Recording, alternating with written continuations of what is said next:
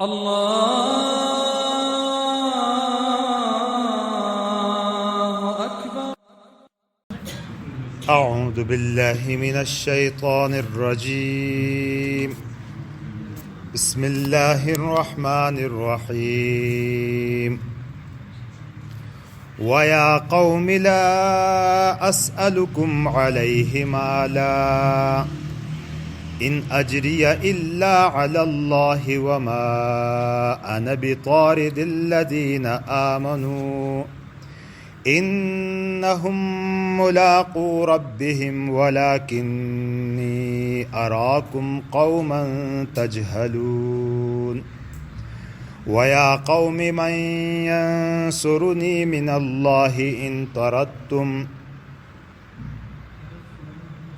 إن طردتهم أفلا تذكرون. ولا أقول لكم عندي خزائن الله ولا أعلم الغيب ولا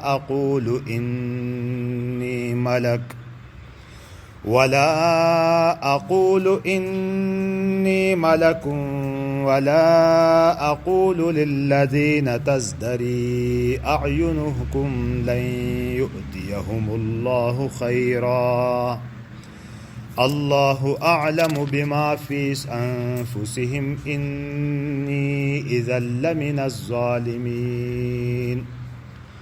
قالوا يا نوح قد جادلتنا فأكثرت جدالنا فأتنا بما تعدنا إن كنت من الصادقين. قال إنما يأتيكم به الله إن شاء وما أنتم بمعجزين. ولا ينفعكم نصحي إن أردتم أن أنصح لكم إن كان الله يريد أن يغويكم هو ربكم وإليه ترجعون.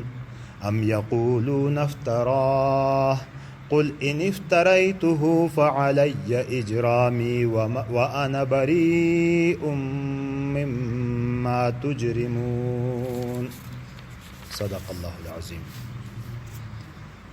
ويا قوم لا أسألكم عليه مالا، اور اے میری قوم، لا اسألکم، میں سوال نہیں کرتا تم سے، میں تم سے نہیں مانگتا، میں تم سے مطالبہ نہیں کرتا، علیہ، اس پر، کس پر؟ یعنی جس تبلیغ کے لیے مجھے بھیجا ہے اس پر میں تجھ سے مال کا مطالبہ نہیں کرتا۔ کیوں؟ تم انکار کرتے ہو، تو انکار کس بات پر؟ یعنی ایک دلیل یہ بھی ہے کہ میں تم سے کسی چیز کا مطالبہ نہیں کرتا۔ جب کسی چیز کا مطالبہ ہی نہیں کرتا تو اس کا مطلب میرے اندر لالچ نہیں ہے۔ جب لالچ نہیں ہے تو بات حق ہوگی، جبھی تو اس کے لیے مر کھپ رہا ہوں میں، اتنی باتیں تمہارے پیچھے لگا ہوا ہوں۔ جب میرا کوئی فائدہ اس میں دنیاوی نہیں ہے تو ظاہر بات ہے کہ اس میں کوئی بات ہے، جبھی تو میں آپ کے پیچھے لگا ہوا ہوں اس سلسلے میں۔ اور یہ صفت ہے داعیوں کی کہ وہ کسی سے کسی چیز کا نہ مطالبہ کرتے ہیں اور نہ تما رکھتے ہیں۔ کیا اصولوں میں 12 اصولوں میں ایک اصول کیا بتا رہے ہیں کہ سوال نہیں کرتے اور دل سے تما بھی نہیں کرتے۔ تو یہ داعین کا، انبیاء علیہ السلام کے بارے میں سب کے اس میں یہی آتا ہے کہ لا اسألکم علیہ مالا، لا اسألکم علیہ اجرا، ان اجریہ الا علی اللہ، ان اجریہ الا علی اللہ۔ ان نافیہ ہے، نہیں میرا اجر مگر اللہ پر، میرا اجر اللہ کے سوا اور کسی کے اوپر نہیں ہے۔ یعنی میرا اجر تو اللہ ہی دے گا، مجھے اجر تو اللہ ہی دے گا۔ وما انا بطارد، طرد یطرد کے معنی بھگانا، دور کرنا، ہٹانا، دھتکارنا، الگ کرنا، علیحدہ کرنا۔ میں بھگانے والا نہیں، میں ہٹانے والا نہیں۔ کس کو؟ الذین آمنوا، ان لوگوں کو جنہوں نے ایمان لایا۔ جو ایمان لے آئے ان کو میں دھتکار نہیں سکتا۔ ان کا مطالبہ تھا نا کہ جو ایمان آپ کے اوپر لائے ہیں وہ کم اور پس درجے کے لوگ ہیں، ان کو ہٹاؤ۔ ان کو اپنے پاس سے ہٹاؤ. حضور صلی اللہ علیہ وسلم سے بھی یہی کہا جا رہا تھا کہ آپ ان غریب غربا کو اپنے پاس سے ہٹاؤ تو ہم بھی آپ کے پاس بیٹھیں. کوئی ان کے ساتھ بیٹھنا ہی ہمیں ناگوار لگتا ہے. اس قسم کی باتیں کرتے تھے. یہاں پیغمبر اس کا جواب کیا دیتا ہے؟ وجہ کیا ہے اس جواب دینے کی؟ وجہ یہ ہے کہ یہ دنیا والوں نے اقدار بنائے ہیں کہ جس کے پاس مال زیادہ ہوگا تو وہ زیادہ قدردان ہے، جس کے پاس مال نہیں ہوگا تو وہ قدردان نہیں ہے. اللہ کے نزدیک تو مالدار اور غریب ایک جیسے ہیں. ان کے نزدیک تو سبھی ایک جیسے ہیں. وہ تو دلوں کو دیکھتا ہے کہ کس کے دل کے اندر کیا ہے. وما انا بطارد، اور میں ہٹانے والا نہیں، بھگانے والا نہیں ہوں، الذین آمنوا، ان لوگوں کو جو ایمان لائے. میں ایمان لائے ہوئے لوگوں کو دھتکارنے والا نہیں ہوں. انہم ملاقو ربہم، وہ جا ملنے والے ہیں اپنے رب کے پاس، اپنے رب سے ملنے والے ہیں. یعنی کیا مطلب کہ یہ تو ایمان لانے کے بعد ان کا تعلق اللہ کے ساتھ بنا ہے تو یہ اپنے رب سے ملے ہوئے ہیں. یا یہ ہے کہ یہ مرنے کے بعد اللہ کے پاس جائیں گے تو وہاں میں کیا جواب دوں گا جب ان کو اپنے پاس سے ہٹاؤں؟ اللہ کا تو معاملہ آپ کے مال دولت دیکھ کے نہیں ہوتا، آپ کے مال دولت کی بنیاد پر نہیں ہوتا. وہ تو اعمال، کردار، افعال، اخلاق اور اندر کی بات، دل کی بات پر ہوتا ہے. وَلَكِنِّي أَرَاكُمْ قَوْمًا تَجْهَلُونَ، لیکن میں اراکم، اراتن دیکھنا، دیکھتا ہوں، کم تجھے، قوماً ایسی قوم، تجہلون جو جہالت کرتی ہے، لیکن میں تجھے جہل کی بات کرنے والی قوم پاتا ہوں. یعنی تم جہالت کی باتیں کرتے ہو. یہ ساری باتیں کیا ہے؟ جہالت کی. کیوں؟ اس لیے کہ یہ دنیا دارانہ انداز سے سوچ اپنی طرف سے معیار بناتے ہیں، اس معیار پر لوگوں کو پرکھتے ہیں، جبکہ اللہ کے ہاں ایسا معیار نہیں ہے. وَيَا قَوْمِ، اور اے میری قوم، مَن يَنصُرُنِي، کون میری مدد کرے گا؟ نصرہ ینصرو ابھی پڑھا آپ نے. مَن يَنصُرُنِي، کون میری مدد کرے گا؟ من اللہ، اللہ سے، یعنی اللہ کے عقاب سے میری مدد پھر کون کرے گا؟ ان ترکتہم، اگر میں نے ان کو دھتکار دیا تو، اگر میں نے ان کو دھتکارا تو اللہ کے مقابلے میں میری مدد پھر کون کرے گا؟ یعنی کوئی نہیں کر سکتا. افلا تذکرون، کیا تم نہیں سمجھتے ہو؟ افلا تذکرون، کیا تم سمجھتے نہیں ہو؟ ولا اقول لکم عندی خزائن اللہ، یہاں لوگوں کے، انبیاء علیہ السلام کے زمانے میں اور خود حضور صلی اللہ علیہ وسلم کے زمانے میں بھی لوگ اپنے طور پر کچھ معیارات قائم کرتے تھے کہ جو پیغمبر بنا تو وہ ایسا ہونا چاہیے کہ اس کے پاس مال و دولت کے خزانے ہوں. بھائی آج بھی کہتے ہیں نا کہ بھئی یہ کیا یہ مولوی لوگوں نے بنا رکھا ہے، دیکھو انگریزوں کو پیسے بانٹتے ہیں، یہ کرتے ہیں، راشن دیتے ہیں، اس قسم کی بات ہے.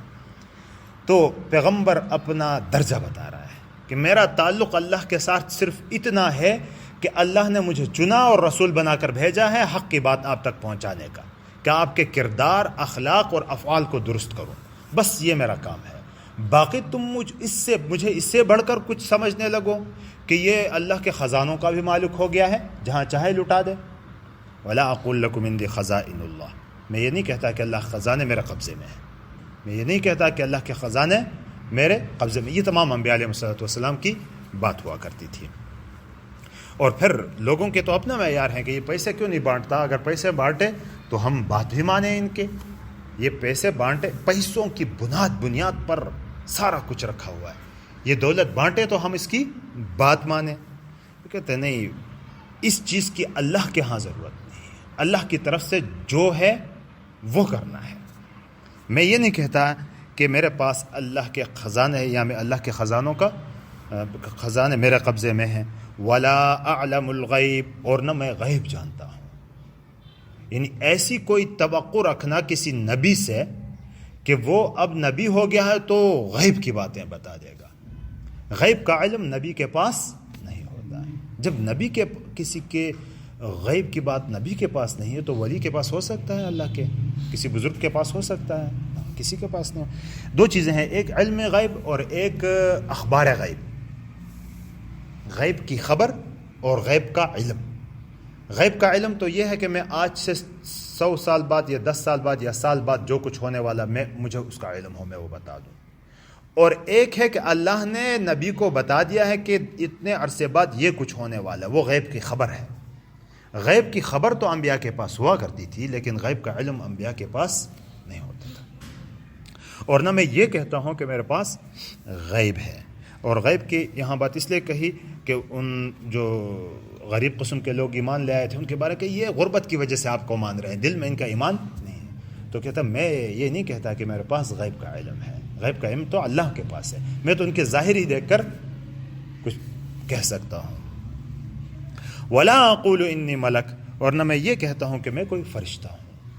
یہ کوئی مافوق الفطرت کوئی چیز ہونی چاہیے پیغمبر کو، وہ اس قسم کا چاہتے تھے. میں اور تم ایک جیسے انسان، صرف فرق اتنا ہے کہ میں اللہ کا نبی ہوں اور اللہ کی طرف سے پیغام رساں ہوں، اور اللہ نے میری حفاظت کی ہے غلطیوں سے، گناہوں سے. ولا اقول للذین، اور میں یہ نہیں کہتا ان لوگوں کے لیے تزدری، ازدرا یزدری حقیر جانا، زدرا یزدرو کے معنی حقیر ہونا، ازدرا یزدری باب افتعال میں گیا تو حقیر جاننا، کمتر سمجھنا، گھٹیا سمجھنا، کسی کو گھٹیا سمجھنا. اور ان لوگوں کے بارے میں تزدری اعینہم، کہ جن کو تمہاری آنکھیں حقیر جانتی ہے، یعنی جن کو جو تمہاری نظروں میں حقیر ہیں ان کے بارے میں یہ نہیں کہہ سکتا. کیا نہیں کہہ سکتا؟ لن یؤتیہم اللہ خیرا، کہ اللہ نے ان کو بالکل بھی کوئی خیر نہیں دیا ہے. جیسے تم لوگ کہتے ہو کہ ایسے غریب غربا ہیں آپ کے اوپر ایمان لے آئے ہیں، دلوں میں کچھ بھی نہیں ہے، تو میں ان کے بارے میں یہ نہیں کہہ سکتا کہ اللہ نے ان کے بارے میں کوئی خیر کا فیصلہ نہیں کیا. میں یہ باتیں نہیں کہہ سکتا. یعنی یہ بھی غیب کی باتیں ہوئی. اللہ اعلم بما فی انفسہم، اللہ زیادہ بہتر جانتا ہے جو کچھ ان کے دلوں میں ہے. ان کے دلوں میں کیا ہے میں نہیں جانتا، تم نہیں جانتے. جب میں پیغمبر اللہ کا میں نہیں جانتا ان کے دلوں کے بھید کو، تو تم کیسے جانتے ہو؟ لہٰذا جن کو تم حقیر سمجھتے ہو ان کے بارے میں یہ نہیں کہہ سکتا کہ اللہ نے ان کے بارے میں کوئی خیر کا فیصلہ نہیں کیا ہے. ایسی بات میں نہیں کہہ سکتا. اور اللہ ہی ان کے دلوں کا بھید خوب جانتا ہے. انی اذا لمن الظالمین، بے شک میں تب لمن الظالمین، ظالموں میں سے ہو، یقیناً ظالموں میں سے ہو جاؤں گا. یعنی یہ ساری باتیں ایک ساتھ اگر میں نے کر دی، یا ان میں سے کوئی بھی ایک بات میں نے کر دی، تو میں ظالموں میں سے ہو جاؤں گا. قیامت کے دن ظالموں میں میرا شمار ہوگا. قالوا یا نوح، اب یہاں نوح علیہ السلام یہاں نوح علیہ السلام نے اپنی پیغمبرانہ جو شان ہے وہ واضح کر دی، تو ان کے پاس کوئی بات رہی نہیں. تو جب بات کریں آپ کسی کے ساتھ اور اس کے پاس کوئی جواب نہ ہو تو وہ لڑنے بھیڑنے پہ آتا ہے. جاہلوں کا طور طریقہ یہی ہوتا ہے کہ جب کسی بات کی دلیل ہی نہ ہو ان کے پاس، کسی بات کو بنا نہ سکیں، تو پھر لڑنے بھیڑنے پہ آ جاتے ہیں، وہ لڑنے کے لیے تیار ہو جاتے ہیں. قالوا یا نوح، تو انہوں نے کہا، قوم نے کیا کہا؟ یا نوح، اے نوح، قد جادلتنا، تم نے ہمارے ساتھ جدال کیا. جدال زبانی لڑائی، بات چیت کی، تم نے ہمارے ساتھ بحث کی. فاکثرت جدالنا، اور ہمارے ساتھ بہت زیادہ بحث کی. اکثرتا زیادہ کرنا، جدالنا ہمارے ساتھ بحث. تم نے بحث بہت کی، تم نے بحث کی اور بہت زیادہ بحث کی. فاتنا، تو لے آؤ، بما تعدنا، جس کا تم ہمیں ہمارے ساتھ وعدہ کرتے ہو. لے آؤ جس کی تم ہمیں دھمکی دیتے ہو. ان کنت من الصادقین، اگر تو سچوں میں سے ہے. یعنی جس عذاب کی تم بات کرتے ہو کہ اگر نہیں مانو گے تو عذاب آئے گا، تو لے کے آؤ اس کو. اب دھمکی. قال، نوح علیہ السلام نے جواب کیا دیا، انما یأتیکم بہ اللہ. دیکھو یہاں انبیاء علیہ السلام اللہ کی قدرتوں کے سامنے اپنے آپ کو بے بس ظاہر کر رہے ہیں کہ جو کچھ ہو رہا ہے وہ اسی کی طرف سے ہو رہا ہے. اور یہاں پھر ہم پیر بابا ملا صاحب اور ان کو قادر جاننے لگے ہیں، تو کتنی بڑی بات ہے یہ. قال انما یأتیکم بہ اللہ، انما یقیناً یأتیکم لے آئے گا تمہارے اوپر اس کو اللہ، اس کو اللہ تمہارے پاس لائے گا. انشاء، اگر وہ چاہے لائے گا، یہ بھی میں یقین سے نہیں کہتا، وہ تو اس کی مشیت ہے، وہ چاہے تو لائے انشاء، اگر وہ چاہے۔ وما انتم بمعجزین، اور نہیں ہو تم اس کو عاجز کرنے والے، اور نہیں ہو تم روکنے والے، تم پھر روک نہیں سکتے اس کو، جب آئے گا تو پھر روک نہیں سکتے۔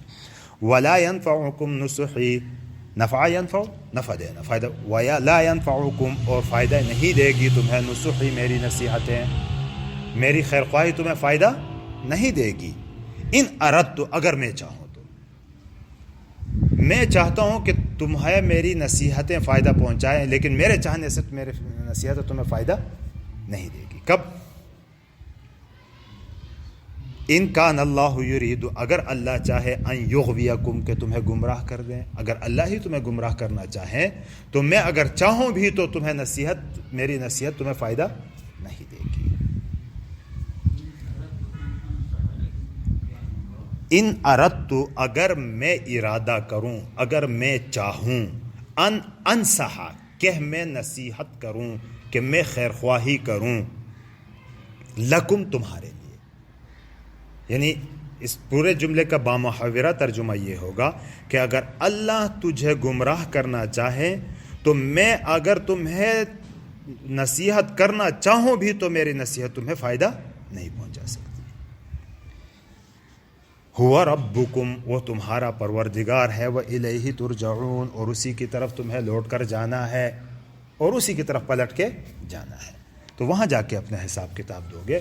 وہ رب جو تمہارا رب ہے، تمہارا پالنہار ہے، تمہارے ابتدا سے انتہا تک نگہداشت کرنے والا ہے، اب اس کو چھوڑ کے تم گمراہ ہو رہے ہو، اور تمہاری اس گمراہی، با اختیار گمراہی کہ تم نے اختیار کی ہے اس گمراہی کو، اور اسی بنا پر اللہ کا فیصلہ تمہیں ہدایت نہ دینے کا ہوا، تو پھر اس وقت میری خیر خواہی تمہارے کام نہیں آئے گی۔